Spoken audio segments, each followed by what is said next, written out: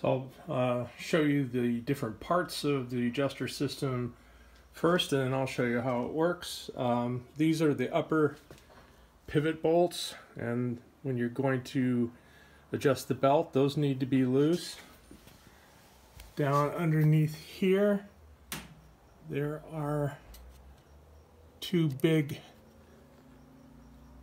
nuts that are in the slide, and there's the other one. So there's one on either side. The bolts are captive. They're back. The bolt heads are back behind the adjuster bolt. So I've red Loctited the bolts in place. The bracket's threaded, and both of those bolts on both sides are red Loctited in. So all you need to do is loosen the nuts down below there. So this is the tensioner.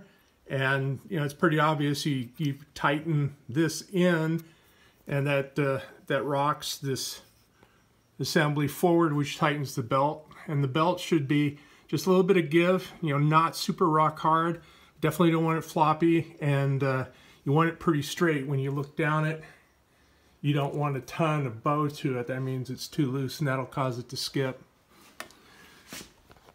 And around on the other side is the tracking adjuster, and what it does is it both pushes and pulls, and that allows you to basically track the belt side to side and get it centered.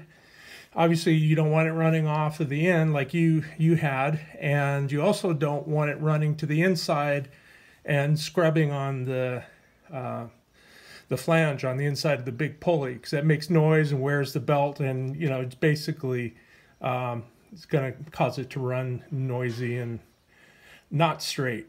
But I mean, those are the main parts to it.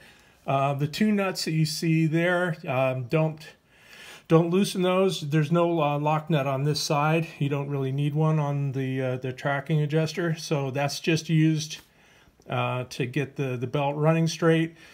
After you got the belt properly, you tension the belt first and get it pretty good. You get it tracking right.